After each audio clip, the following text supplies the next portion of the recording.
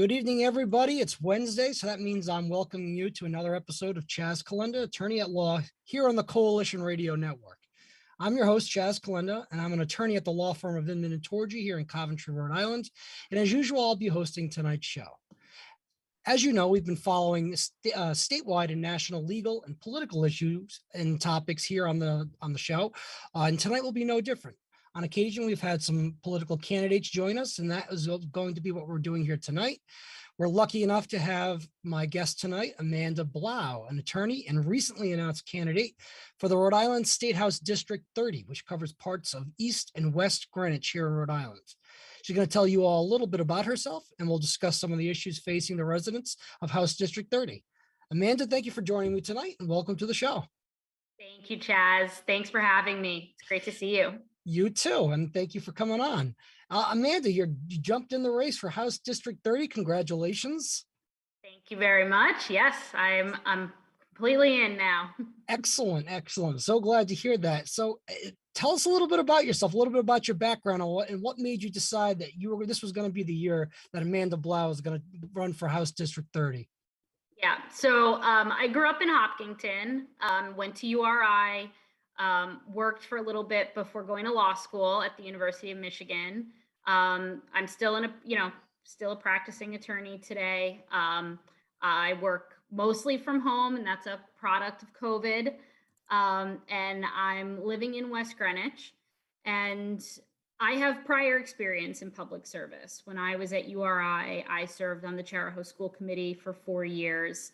At the time, what was bothering me and what was important to me was the education system, and specifically that's my former school district, and wanted to make sure that my voice was heard, that my peers' voices were heard, and that I could have an influence in the direction of that school system. And proud to say that that's a top school system in our state. I did take some time away and, furthered my career, got my, JD at Michigan, but I have a very similar feeling now about the state as a whole. This is my home, my family's here. I want to make sure that my family can afford to stay here, that my family and, when I have kids, that they can grow up here, and that this state is moving in a direction, or that I'd like to see it move in a direction where the residents can, enjoy it, and it really meets its enormous potential. For me, that feeling translates into running for office. I'm not really a sit on the sidelines kind of person. And so when I feel like I can make a difference, like there's a role that I could step into, give my time, give my resources, give my experience and my energy to make a difference, I do it. And right now that means the State House and District 30. I absolutely get it. And it sounds like kitchen table issues are going to be big for you here in this race. Certainly you have an impressive background. I've looked at your background as an attorney. You've certainly accomplished in everything you've done.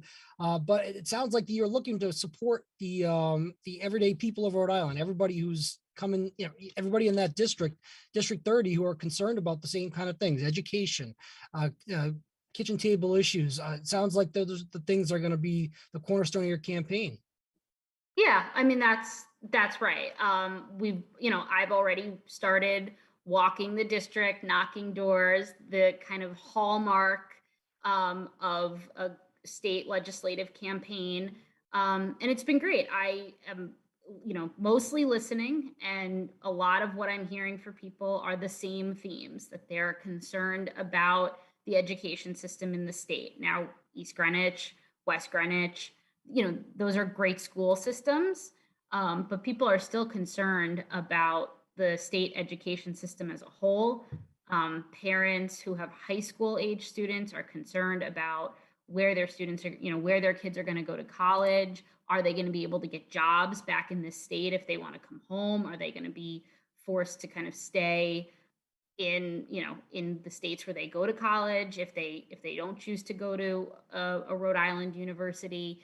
anybody who has school age children, education's an issue, and it's an issue for taxpayers generally. The school districts here, the property taxes here, which go to support the town and the schools, East Greenwich, West Greenwich residents, they pay a lot in taxes, and it's important for them. They're fully supportive.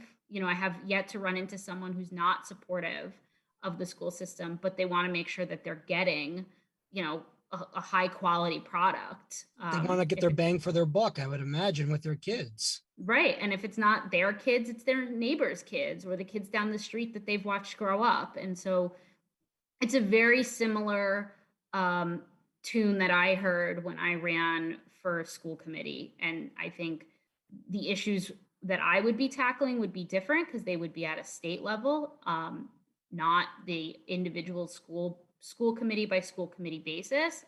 But I think coming out of the pandemic, we're going to have big challenges in the school systems, and it may very well require state level support, and state level action.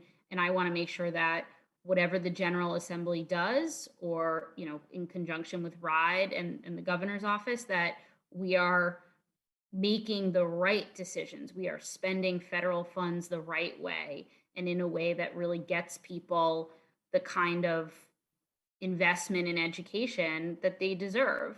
So I don't support spending frivolously and just for spending's sake. These are taxpayer dollars, whether they're coming from the federal government or they're coming through the state government. They need to be spent in a thoughtful, effective, efficient way. And I think one space where that's going to be a big issue is education, because we undoubtedly have had kind of a learning loss throughout COVID. Is that a theme that you're hearing recurring on the campaign trail as you're talking to people? The loss that we've kind of suffered over these last 2 years, the educational loss? It's been mixed. I think some people, it's really case specific for your individual student, for your kids. The isolation, the remote school, I think that's pretty universal. People are, in agreement that things were not as good as they could have been in the classroom. Teachers have an enormous impact on students, and when they're face to face and they're learning in the classroom, that's when they're the most effective. And we have great educators in this state. We just had to go through the remote learning situation. I think there's also a concern about social isolation, mental health, anxiety, stress, all of the other components that COVID brought on for children and adults that parents are really concerned about with their kids. And what I would be focused on at the state level and helping the two communities that I would represent would be making sure that students get back up to the proficiency levels and the learning levels that they had pre-COVID. I think we owe that to students, and that would be one of my primary fights. It sounds like you have the background to do something about that, and have the knowledge to be able to voice your opinion at the State House. Do you foresee any challenges should you be elected to that seat? Do you foresee any challenges in making yourself be part of the mix in the discussion that whatever goes on up there at the State House? Do you foresee a problem with having your opinion actually being heard and taken into consideration by the leadership? No, I don't think so. Certainly a Republican representative would be in the minority unless there is some massive change in November. But when I was on the school committee, there were Democrats, independents, Republicans. We worked with administrators, we worked with the union, we worked with students, and we worked with community leaders. So working together with people, whether it's what I've done previously in public service or what I do now as an attorney, I often have co-counsel, or, I'm working to try to get a business transaction, through something that's less adversarial, a little more collaborative. We work with people every day in our professional lives, and only in politics are we, forced to kind of join a team. in a way that people then assume is adversarial and polarizing. But my approach would be to work with whoever's interested in working with me. I mean, if other people up there want to spearhead education and want to make education in Rhode Island a top priority, let's work together. Let's do it. It won't matter to me if other people want to work hard and build a coalition and get something accomplished. That's welcome Actually news. make a difference, right? Like as long as you're willing to make a difference, a positive difference in the state, you're willing to work with them. I think that's a great attitude, and it's one that unfortunately we haven't seen a whole lot of in this state recently. But I hope that if that's something if you are get elected, that's something you're able to do, because I know that listening to on the ground myself, there's a lot of concern about the education and what we're paying for it and the results we're getting from our students and everybody's kids from the school system. I mean, it feels like everybody's looking at these numbers and saying, certain school districts may be underperforming. We're not, we're paying all this money, particularly in property taxes and to the schools. And we have these low scores in certain districts, and even the good districts are kind of hurting in that respect sometimes right now. So I know this is a huge issue for a lot of people, and it looks like this is going to be one of the cornerstones of your campaign, if I'm reading you right. Yeah, absolutely. And I think there's things that can be done legislatively and in conjunction with our cities and towns and our community leaders. I don't purport to know everything about every issue, but what I have been promising the constituents in District 30 is that I'll be all ears. I'm happy to listen to anyone who's an expert, a professional, has experience in an area, has an opposing viewpoint, whatever it is. The more information, the better. The better educated and informed I can be as a public servant and as a representative, the better I can do the job I'm looking to do. And so I don't purport to have all the answers and know everything and can go up there all by myself and change the world. It's going to require collaboration and teamwork. And it's going to require people who are open to that kind of game plan and who are ready to work with other people on issues. Look at that. Somebody seeking elected office who's actually going to listen to the people who's going to put her in office. I like that. I like that. Besides education, Amanda, is there any other issues that really kind of got you moving into getting into this race? Yeah, I think another issue for me that's always kind of been front and center for my family in this state is our business climate.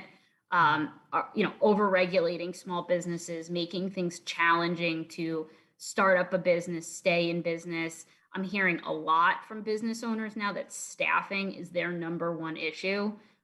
We've talked about a lot of things. We've talked about whether they were closed down for COVID, or how the tax rate impacts them for companies, or insurance costs, if they cover their employees, what's insurance costing them. But time and again, Chaz, I hear staffing is an issue. Oh, and how many different places have we seen that have reduced their hours? Low staffing, no indoor, you can't come inside, we don't have enough staff. Yeah, well, and it's it absolutely affects the Rhode Island consumer. Wait times, delivery times, things that you need fixed, repaired, anything. You're on a list. You're at it'll be weeks or months away. Restaurants, coffee shops, anything that is open and needs wait staff or service staff. They're reducing hours, and I think it's only going to get tougher as the summer comes and more places that are seasonal open up and compete for staff. I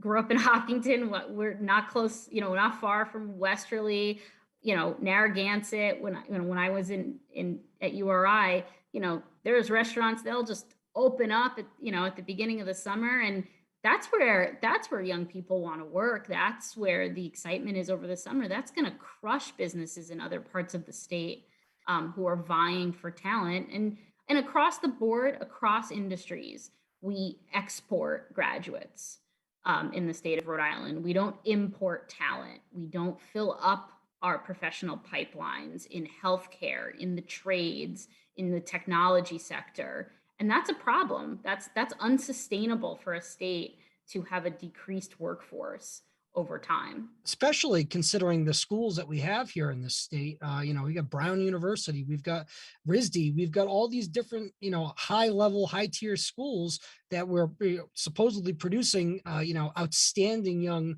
talent in various different areas of the workforce. And we're having a hard time keeping them here. And, what are some of the things that you might propose? I'm not going to hold you to it, but what are some of the things you might propose that would keep people staying in here in Rhode Island and putting their talents to use, helping everyone here, the citizens of Rhode Island? Yeah, so I think there's two things. I think there's been a big push recently for everyone to go to college. And I don't I mean I went to URI, I went on to get my law degree. I like school, but I don't begrudge anyone the opportunity or the chance or the ambition to go to college. But if that's not something that motivates you or drives you, and you'd like a different career path, we need to make those career paths available, accessible, easy. We need to inform people of what those are. I mean, New England Tech is right here in our backyard here. That's a phenomenal school. Those, and when those graduates are done with their education, they need to be able to get jobs here. So we need to promote the businesses and help the businesses that will employ those people. My job is now, for the most part, remote. And I think that Rhode Island could really look at, what kind of policies and tax incentives we have for the remote workforce. You could have a job you could graduate from URI, or you could graduate from Brown or Salve Regina or Bryant, and you could have a job in Seattle. But if that job is remote, we want you sitting in Rhode Island and going out to dinner on Rhode Island and grabbing lunch in Rhode Island and spending your tax dollars here and earning your income here. And that's, I think, something that's coming down the pipe for a lot of industries, is that they're going to have a portion of their workforce that's remote. And why wouldn't we want those talented individuals in our state and contributing to our communities and our schools and, coaching our little leagues? I think we have to look at the modern workforce and start to, peel back some of the regulations that make it hard for businesses that are based here to operate, but also look at the worker separate and apart from the entity that employs them. Oh, absolutely. And I think we're starting to come to that realization. At least, I mean, I'm sure you see it in your practice, but I certainly see it in mine. We're going to remote court hearings. We're doing, remote anything. I can't tell you there's a week that goes by where I don't have a remote court hearing or conference or something along those lines. So it boggles my mind when I hear about the business climates not adapting to the same kind of things that even our government, our state government here is using as tools. So, I mean, I think that's a complaint that we've heard from a lot of people across the state of Rhode Island, is that, we need to modernize the workforce. We need to less, involve ourselves less. The government needs to involve itself less in regulating it and more making it accessible to the people who are going to be working in it. So, I mean, I think it's a great plan for you to be able to propose some of these ideas so we can compete with the rest of the states around the country. And we're perfectly situated to have a thriving economy. We're on the coastline. We're between two major metropolitan areas. Great work is being done with our airport to help, and the all of our ports to kind of make us accessible to businesses of a variety of industries. We need to capitalize on that. We need to take advantage of that. We can't hamstring our businesses with taxation and regulations.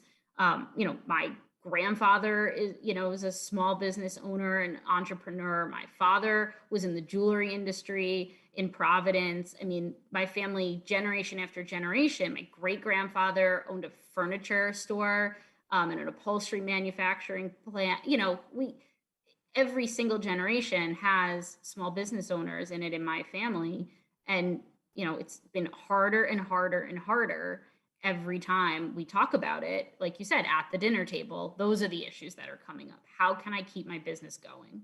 Well, exactly. And unfortunately, I think you've probably seen it too, but I've seen over the last few years, particularly, just not only because of COVID, but certainly didn't help things.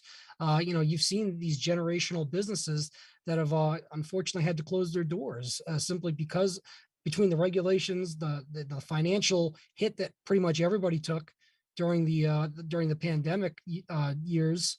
I guess it is years at this point.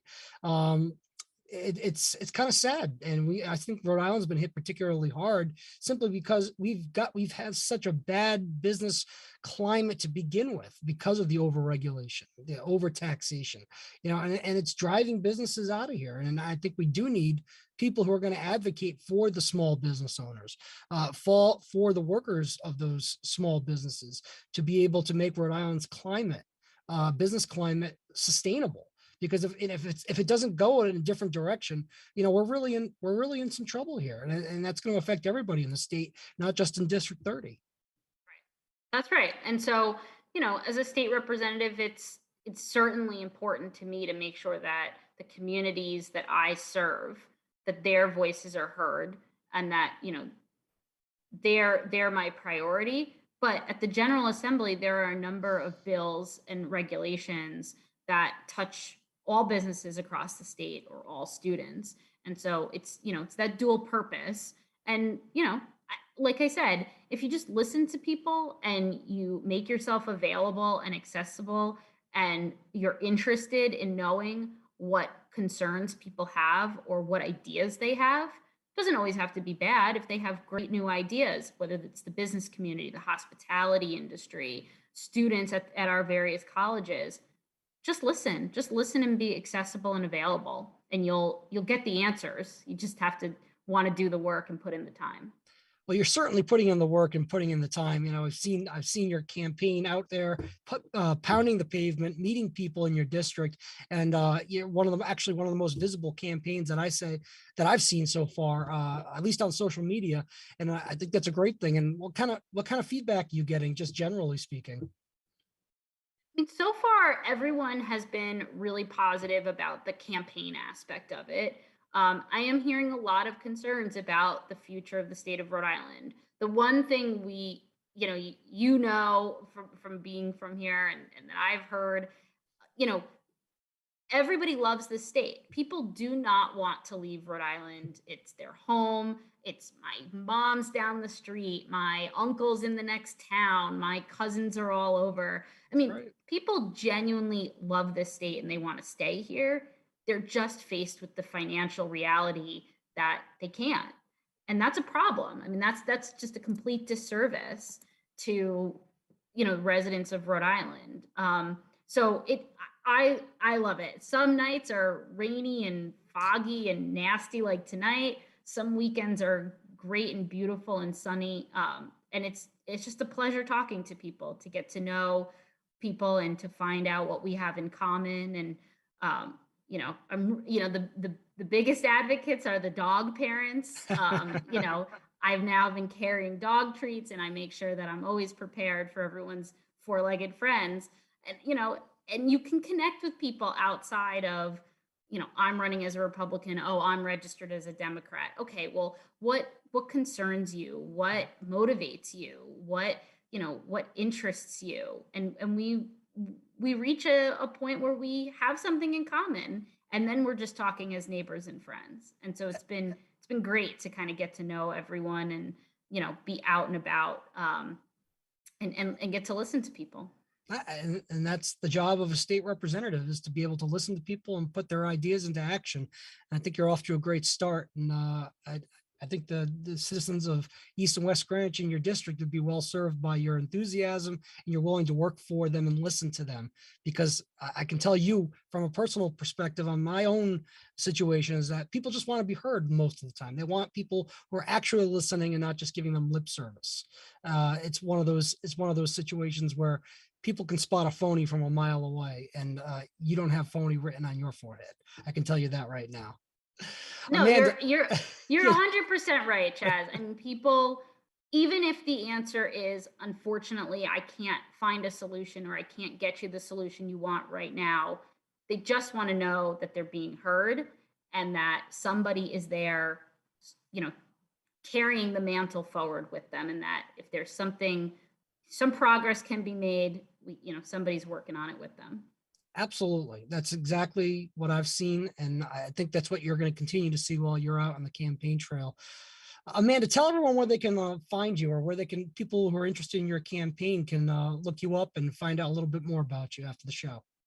Yeah, absolutely. So my campaign is on Facebook, Twitter, Instagram, Blau for D30 or Amanda Blau for District 30. The website is www.amandablau.com.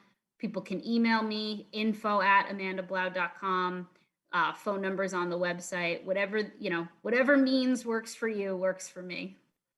That's excellent. I encourage every one of you who are in District 30 who are going to be deciding whether or not you want to send Amanda to the State House. Look her up, contact her, call her, email her, do whatever you got to do, because Amanda is very accessible. I can tell you just from my own experiences with her that she is very accessible and willing to listen. So I highly encourage all of you who are interested to contact Amanda, make your thoughts known, and hopefully we'll be seeing Amanda representing District 30 come January of next year. Same to you, Chaz. Good luck on your campaign. Oh, thank you very much, Amanda. I'm so glad you were able to join us here tonight on the show. I look forward to seeing you out on the campaign trail and hopefully having you back here on another occasion as the campaign goes on here in 2022. And I wish you the best of luck going forward on that. This is the end of the show for tonight. So I'd like to thank everybody here on the Coalition Radio Network for joining us and talking with Amanda here tonight on Chaz Calenda, Attorney at Law, which we try to do every Wednesday, but it's Wednesday nights around 8:30 p.m. on the Coalition Radio Network. You can watch us live. You can watch us on repeat. You can see it on YouTube after the fact. And while you're at it, you might as well go to the Coalition Radio Network's website and even get some of their merchandise that they have out there. I've got a couple of t-shirts myself, but anyone who's watching this can also reach me at Chaz Calenda. As I said, I'm at the law firm of Inman and Torgy in Coventry, Rhode Island, 401-823-9200. If you're interested in my campaign for Attorney General, you can also reach me at chas4ag.com and call me at my law office whenever you want. I'd reach out to me. I'd like to be accessible just like Amanda is. And thank you all again for watching us here on the Coalition Radio Network. We have another episode in the bag here at Chaz Calenda, Attorney at Law, episode number 31, I believe. And I was very thankful to have Amanda here to join me. Amanda, thank you again for coming on, and we'll see you soon. Thanks, Chaz. Great to see you. You too. And thank you again for everybody for watching, and have